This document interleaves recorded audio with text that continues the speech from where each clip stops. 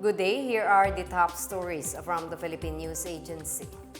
President Ferdinand R. Marcos Jr. has signed 3 laws aimed at improving mental health services, boosting agricultural competitiveness, and strengthening disaster resilience across the country. The President signed the Basic Education, Mental Health, and Well-being Promotion Act to address the growing mental health crisis among the youth. The law mandates the establishment of mental health programs and care centers in schools, providing counseling and stress management support for students and school personnel. In signing the law, the President cited alarming statistics of increasing incidents among young Filipinos contemplating suicide, but with less than 1% seeking professional help. Meanwhile, the Agricultural Tariffication Act, which amends the rice tariffication law, was also signed by President Marcos. This aims to extend the Rice Competitiveness Enhancement Fund, or RCEF, until 2031 and triple its funding to 30 billion pesos annually. The additional funding will support farmers through training, financial aid, mechanization programs, and solar-powered irrigation systems. It also strengthens the Department of Agriculture's capacity to regulate the rice industry and stabilize prices.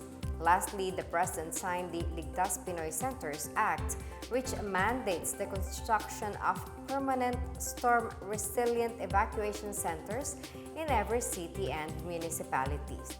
These centers are designed to withstand typhoons with winds up to 300 kilometers per hour and magnitude 8 earthquakes. They will feature sleeping quarters, healthcare stations, sanitation facilities, and livestock provisions.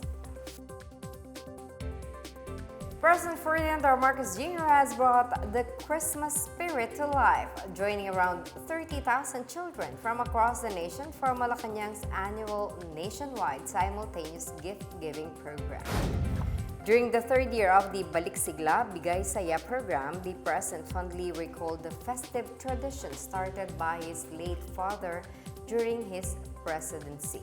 He said that it was a tradition for the Marcos family every Christmas to hold an open house at the palace, preparing something special for children. Among the participants for this year's program include children in orphanages and local communities, with the main event held at the palace grounds. Simultaneous celebrations also took place across 16 Metro Manila LGUs and select areas in the Visayas and Mindanao, connected through an online platform. The event is organized by the Office of the President through the Social Secretary's Office in partnership with the Department of Social Welfare and Development and the Metro Manila local government units. The event transformed the Kalayaan grounds into a carnival wonderland, welcoming over 2,000 children. President Marcos and the First Family also rode a trackless train around the grounds, sharing smiles and laughter with the delighted children. Each child also received a red trolley bag filled with gifts from the First Family. The Department of Foreign Affairs advises Filipinos in Syria to stay cautious amid the developments surrounding the reported fall of President Bashar al-Assad's regime. In a statement on Sunday, the DFA urged Filipinos to stay connected to the Philippine Embassy in Damascus and take the necessary precautions. Filipinos in Syria may contact the Philippine Embassy or send an email at pe.damascus@gmail.com. Last Sunday, a rebel coalition announced that it has captured the capital Damascus unopposed. The takeover ends Assad's 24-year authoritarian rule, as well as dealing a major blow on the influence of his allies Russia and Iran. Assad and his family has since fled to Russia, where Moscow gave them asylum. The DFA said the Philippine government calls on all concerned parties to exercise restraint and refrain from further violence. The DFA has also called for restraint in South Korea, as it urged Filipinos there not to join any protests due to political tensions in the country. In an advisory, the Philippine Embassy said the Republic of Korea warns foreigners against joining protests, rallies, or public demonstrations in line with the country's Immigration Control Act. The embassy advises Filipinos to follow local laws to avoid getting into legal trouble during their stay. The advisory follows protests calling for the impeachment of President Yoon Suk Yeol, who declared martial law last Tuesday evening, December 3, and lifted it hours later. Lawmakers attempted to vote for his impeachment on December 7 but failed after not reaching the required 200 votes. As the Christmas season approaches, provincial buses will be allowed to use EDSA during limited hours starting December 20.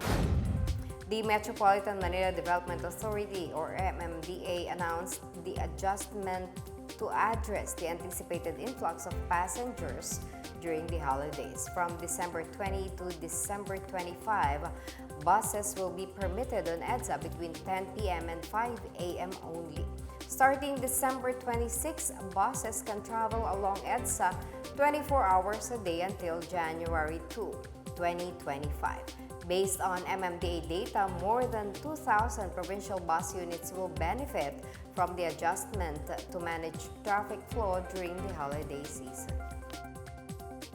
In our weather news, several provinces can expect heavy rains on Monday as the shear line, the intertropical convergence zone, and the northeast monsoon or amihan affect most parts of the country.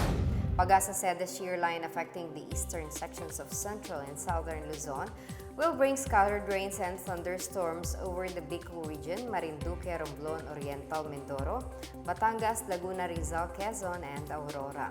The ITCZ affecting Mindanao will bring scattered rain showers over Visayas, Mindanao, and Palawan.